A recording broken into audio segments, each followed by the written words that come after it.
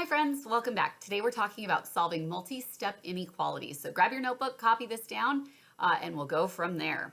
Okay, first step first, looks like we're gonna have to do some distribution. Now, before we even get into that, let's just a friendly reminder, if you multiply or divide by a negative, you have to flip your sign, and we always graph our inequalities. So this is just like an equation, we just have to graph it, and we have to remember if we multiply or divide by a negative, gotta flip that sign.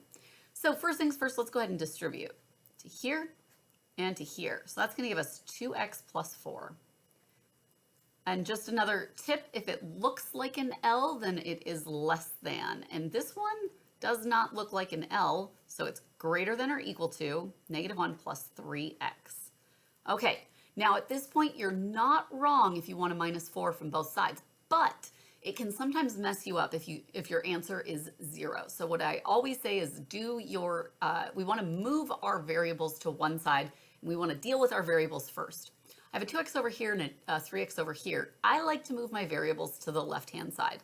So I'm going to go ahead and, since I'm adding 3x, I'm going to minus 3x from both sides. This now gives me -1x, or -x plus 4 is greater than or equal to -1. Okay, so now that I've combined my like terms here, I have to undo my addition here. So I'm going to undo it by minusing 4 from both sides. This gives me -x is greater than or equal to, and -1 and -4 gives me -5.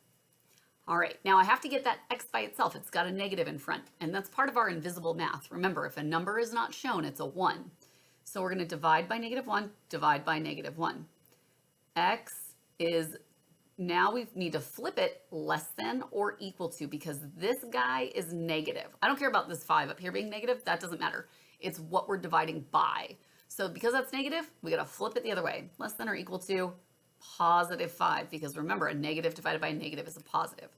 Okay, so our rule is if you multiply or divide by a negative, flip your sign. Second rule is you've got to graph this. So let's draw out our graph here.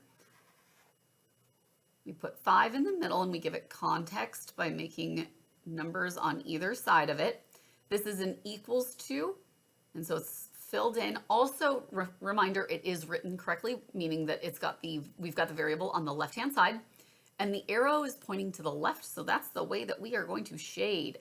That only works if it's written with the variable on the left, though, so that's why we always rewrite it if it happens.